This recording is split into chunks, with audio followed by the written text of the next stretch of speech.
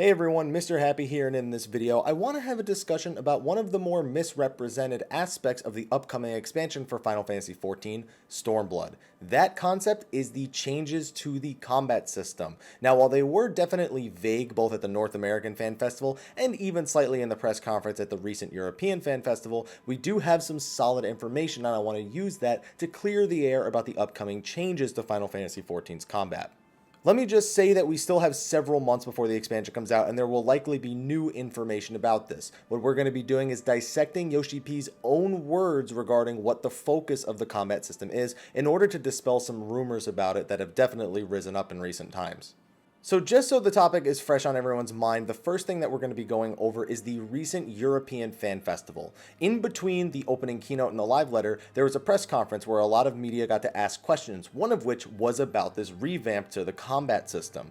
And it's a good question because a lot of people have been either saying it's going to change in this one way or it's going to change in the other way, when there's only been a couple of definitive facts about it. And luckily, those definitive facts are mentioned in this interview. So let's just take the first sentence of Yoshi P's reply, and I'll just repeat the question itself so there's no confusion on the wording. German live streaming musician, can you tell us more about what's planned for the battle system revamp?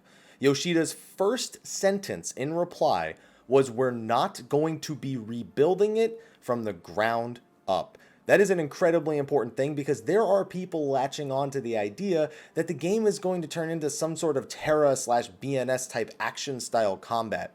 That is not a revamp. That is literally a complete rework of the engine and the game mechanics themselves, and is not something we're going to be seeing in Stormblood, nor is it something I think the majority of the community really wants. Now, one rumor that this doesn't automatically dispel is the rumor going around that the global cooldown is going to be reduced. Personally, I do feel that a global cooldown change would be the equivalent of rebuilding our combat system from the ground up. It's not just a simple matter of reducing the cooldown. You have to concern yourself with animations, how your global cooldown interacts with your off global cooldown, how every boss in the game, even the low level ones, interact with your character, how often they output damage, how often you output heals. It is an entirely different monster in terms of what you have to do in order to lower the global cooldown. It's not as simple as adjusting the numbers. So for me, personally, when I read that they're not going to be rebuilding it from the ground up, I like to take that as no change to the global cooldown, something I never expected them to do anyway.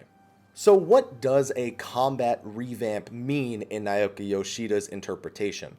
Well, luckily he tells us word for word what they are concentrating on, and I'm going to read it right out of the official translation that's come out of multiple sources that have come out of the European Fan Festival.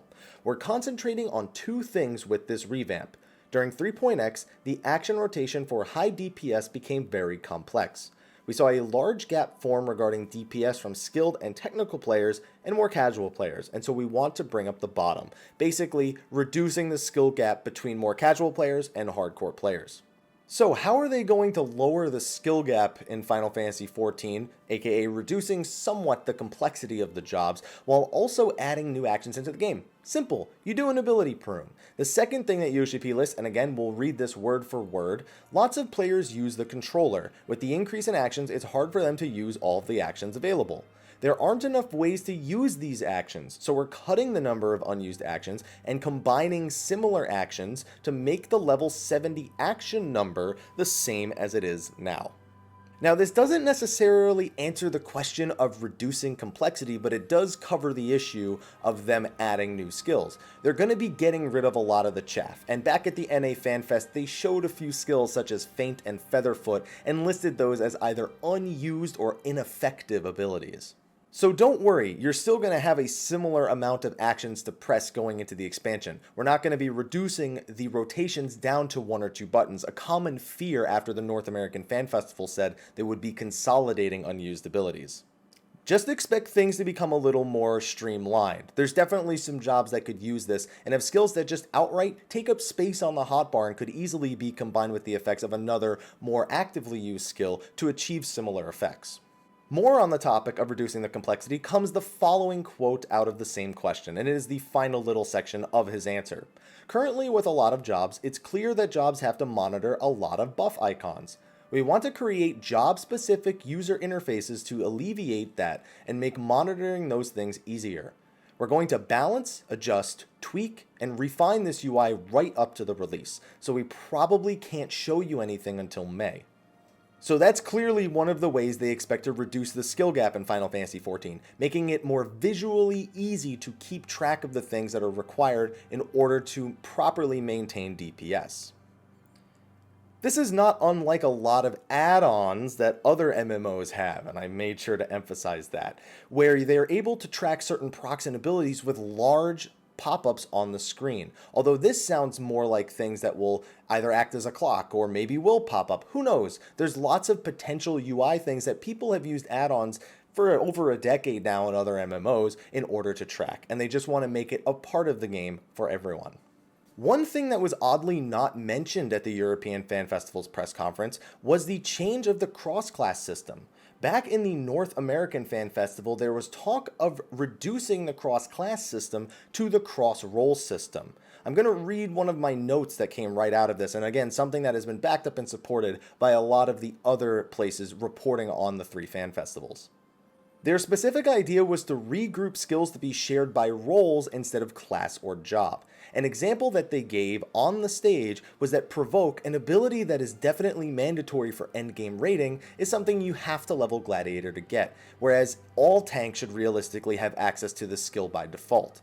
What it seems that they wanted to do when they originally unveiled this was make it so that if an ability was considered mandatory or was being taken all the time anyway, why bother with a cross-class system when you could just make these abilities available to all of the different jobs that utilize them on a regular basis?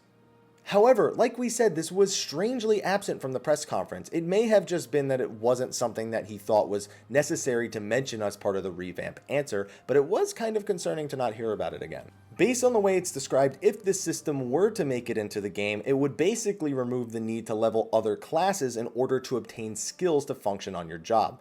I mean, let's be honest, it doesn't make a whole lot of sense to need to go level Lancer in order to get Blood for Blood and Invigorate when everyone's going to consider it a mandatory skill anyway. But would those skills even be put up on the block for these jobs to obtain, as Blood for Blood does have a trait, as does Invigorate? Or would they make it so that there are other skills that you could incorporate? Or maybe they'll have both systems operating simultaneously. Again, the lack of information on this means we can only speculate, and we can only take what they said on stage as any sort of fact.